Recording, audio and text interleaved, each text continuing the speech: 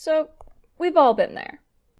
You get your paper back from your professor, only to find, written in the margins, passive voice, please change. Or maybe your professor left other comments as well. Things such as, improve conciseness, or too wordy. However, despite those suggestions, you have no idea where to begin to fix those issues. After all, what even is passive voice?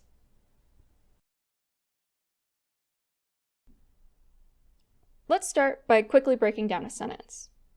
Often, a sentence has three parts to it: an actor, or a thing performing an action, a verb, and an object, or a thing receiving an action.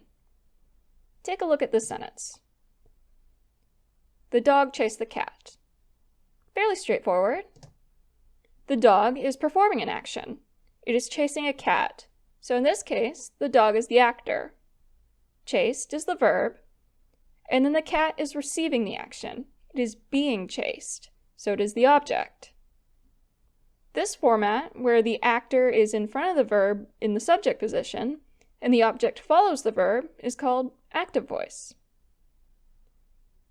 Now look at this sentence. The cat was chased by the dog. It is very similar to the previous sentence, but the actor and the object have switched places. The cat is still the object because it is still receiving an action. It is still being chased. Similarly, the dog is still the actor because it is still performing an action. It is still chasing the cat. The only difference is now the object is in front of the verb in the subject position, and the actor is now following the verb.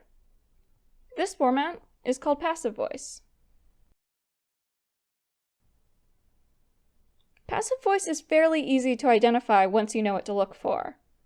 Often, some form of the verb to be is present, such as is, are, am, or in the case of the previous example, was. The word by, followed by a noun, is also a good clue, like by the dog. However, an interesting quality of passive voice is that it allows you to omit the actor from the sentence. Take a look at this.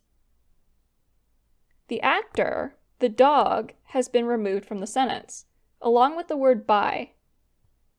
Well now, how are you supposed to identify passive voice if the word by isn't always present?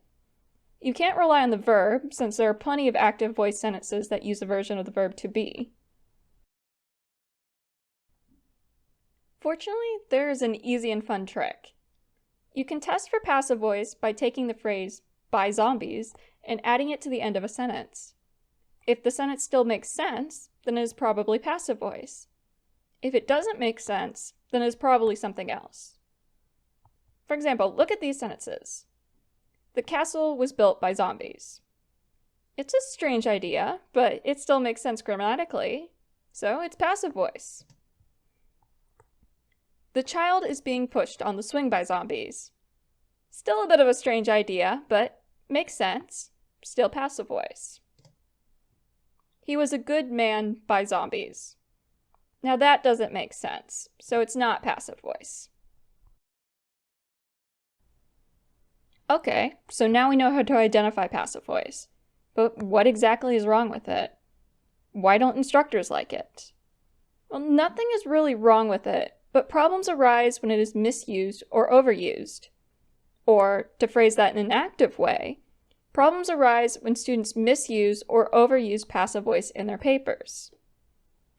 Many instructors dislike passive voice because it can result in awkward or wordy sentences, or vague or unclear writing. Let's compare these two examples. Passive voice is often misused or overused by students in their papers. Students often misuse or overuse passive voice in their papers. The first sentence is in passive voice. The second is in active. While the first sentence is grammatically correct, notice that it contains more words, and it also sounds a little bit awkward. The second sentence, on the other hand, which is active, is not only shorter, but more direct and flows better. Now let's look at these. These sentences are all in passive voice. and they are all missing an actor. Who committed the crime? Who discovered the cure? We have no idea, and yet you'd think that would be important information to know. Professors generally want you to demonstrate a good understanding of the topic you are writing about, which is why passive voice can be problematic in academic writing, especially when it omits information that would have strengthened your paper. Okay, but surely passive voice has to be useful for something. And that would be correct. Passive voice can be a useful tool in the right situations. If you don't know who an actor is, or if they're not important, then you can omit them. In the first of these two sentences, we don't know the identity of the thief, so the author can use passive voice to omit the actor. In the second sentence, passive voice is being used to portray that the votes are more important than the people casting them. Ultimately, passive voice places more emphasis on the object of a sentence than on the actor, and it is up to you to decide if that emphasis would fit within the context of your paper. In the first of these two sentences, in this passive sentence, the emphasis is being placed on the object, on the discovery that is being made, more so than on the actor. In the second of these two sentences, in the active sentence, more emphasis is being placed on the person making the discovery, the actor, rather than the object. In the end, which voice you use comes down to your best judgment and your professor's expectations for your paper, which, understandably, can be tricky. In the interest of making your writing as clear and specific as possible, it is generally a good idea to tend towards active writing, that is, using the passive voice only sparingly. When you write actively and place the actor clearly in the subject of the sentence, you often show signs of the active thinking that professors like to see.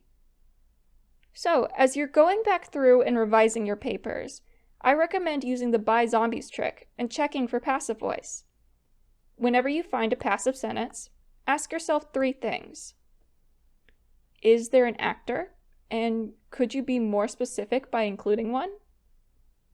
Is the actor important, or should more emphasis be placed on them by shifting them to the subject of the sentence?